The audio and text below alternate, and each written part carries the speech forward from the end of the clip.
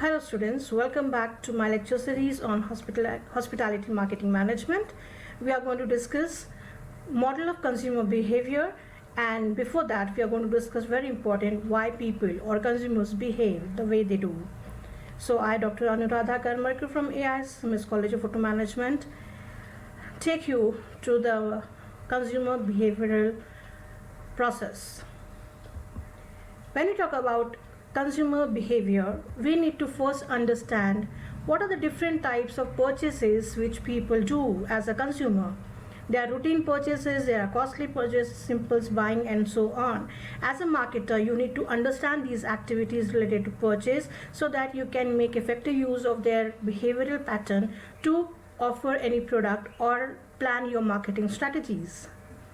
We also have to understand why people buy or why consumers buy.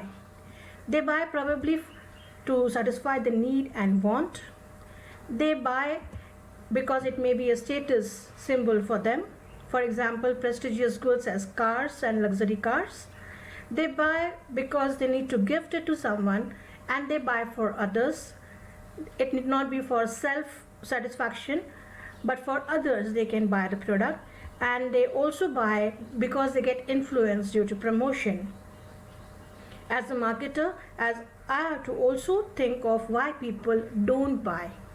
People don't buy when probably the price is too high for them to buy.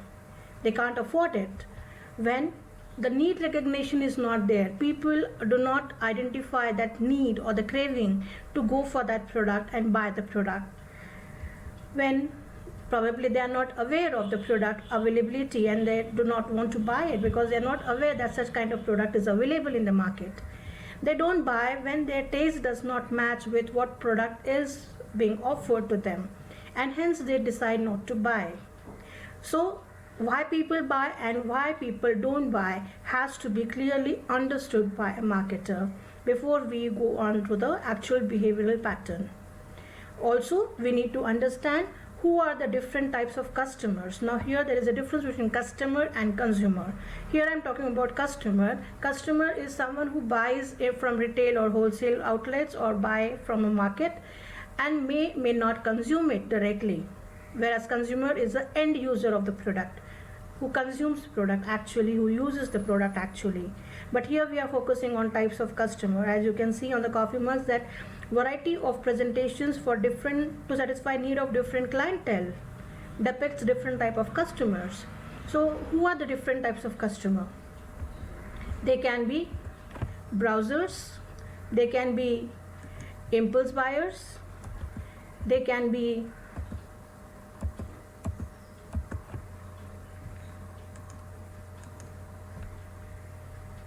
informed shoppers. Now browsers are someone who just browses. You surf on the net and you find out what products are available. Impulse buyers, when they look at the product, attractive packaging, attractive price, even if they don't need it, they buy it. Informed shopper are well informed about the market, the product availability, features of the product, and they decide to buy. When we talk about negotiators, they are the buyers who would like to go for a discounted or a rebate or negotiate with the marketer to give it at a lesser price. Then we are also having another segment as bargain hunter. Wherever they feel that discounts and sale and rebates are being offered, usually they buy such kind of products and they are on lookout for such things. People are brand fan. They do not want to switch to any other brand because they are so loyal to a particular brand, and irrespective of price, irrespective of the features, however good the other product is, since they are adhere to one brand, they will not budge from that brand and go anywhere else. People are practical shoppers also, who really feel the need of something and then they go for that product and shop it. And window shoppers, just for time pass, just for killing time or as an entertainment or as a distress activity, they go out and look for products which are available, may or may not buy the product. With this we have learned different types of consumers, but how to reach them. So how do I reach different types of customers? So I need to have a platform, and hence I can decide through a sales platform or a marketing platform for which I may conduct surveys, I may have secondary available data available in the magazines, papers, and some other marketers, which I can use. For example, you are surfing for one information and your data gets captured. That data can be utilized by any other marketer in that case, and hence you can, that is called as a secondary data, which is very, very important. Okay, next platform which you can have is a digital platform, which is the most popular one nowadays, and you can have advertisements, and you can search ads, you can have different website contents, you can click through rates, because you will get different negotiated rates, and different clicks will give you different rates, and page views which are available on digital platform, which will give you product offerings as such. Okay, so this is how, whenever you are surfing, looking for ads, looking for search engines, looking for websites, this is giving information to the marketer that what kind of product people are looking out for, and that's how I can reach my target market or customer. Why do we need to study consumer behavior is the next question which I'm going to ask. It is important to study consumer behavior because entire marketing process revolves around customer, and if we do not understand the end user's behavior, we'll not be able to plan the marketing strategies. So here are some points which explains why do we need to study consumer behavior. We need to study consumer behavior because no longer can we take the customer or consumer for granted. We need to understand their needs, demands, wants, nature, preferences, likes, dislikes. We cannot take them for granted for sure. Can marketing be standardized for all customers? What is your answer here? Yes or no? I would say no, because each person is an individual, and each individual is a consumer in herself or himself, and he is different from others. And recognizing what influences consumers' purchasing decisions offline or online will enable you to present your brand and products in the best possible way to your potential clientele.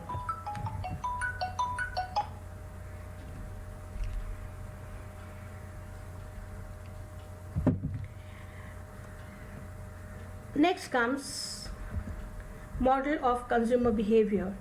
We are going to look at this model. It is a generic model of consumer behavior. If you look in, if you Google for consumer behavior model, you will come to know n number of models which are available. But we are looking at generic model of consumer behavior. So what happens in this model? Something which is considered as input, something which is considered as process, and something which results in an output. So what is the input?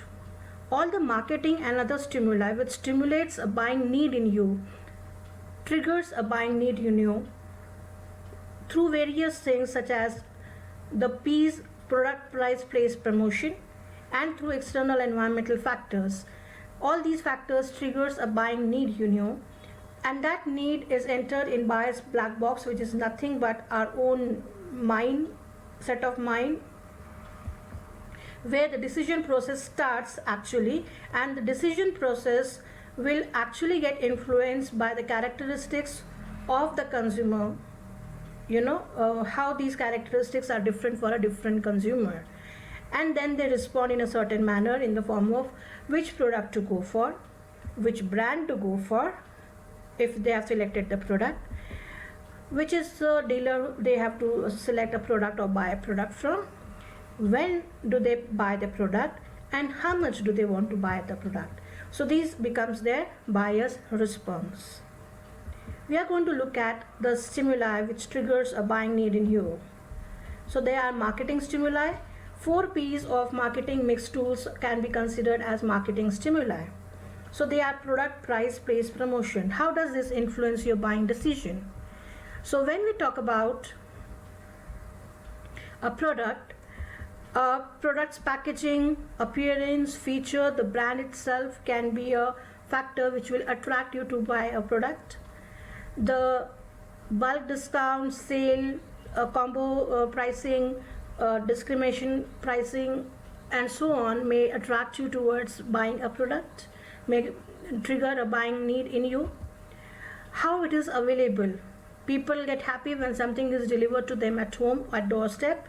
So whether it is available, whether it's accessible, and where is the location, all these factors will decide the purchasing behavior or buying behavior of a consumer. Similarly, which promotion activity has been used in order to attract customers, whether it's sales promotion, advertising, or word of mouth. When we talk about other stimuli, they include marketing environment, economic condition of the buyer and the market itself, the technological changes which are happening in the market, changes your buying need. People go for smartphones based on the technological changes, political changes, the tax structure which influence the pricing, changes the buying need in a person, and cultural changes which are happening in the society also makes a difference in people's buying need or behavior. Now, when we talk about the mental status where the actual process is carried out of purchasing, what happens there? So it all depends upon the characteristic of a consumer, and because each consumer thinks, perceives and responds in a different manner. So when we talk about buyer's response, they will respond in a different manner in the time product choice, as I've just now said, which product to go for. They have a priority for which product to go for. Then amongst the various brands available for that product, let's say you want to buy a washing machine, you want to go select a hotel, which brand you want to go for, okay? Then they select from where to buy, which dealer is giving you best deal. So he becomes your important thing.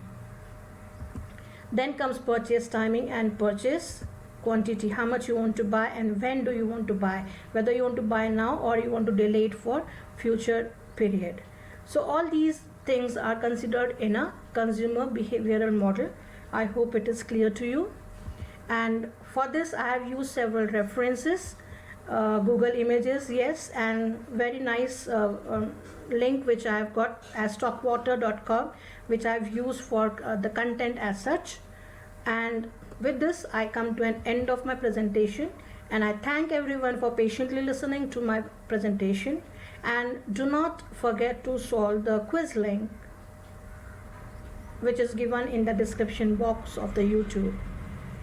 So if you have any questions, you are most welcome. I'll be more than glad to answer them, and the mail ID is given on the first first slide of this presentation. Do get in touch with me for any doubts. And till then, have a nice day, and thank you once again.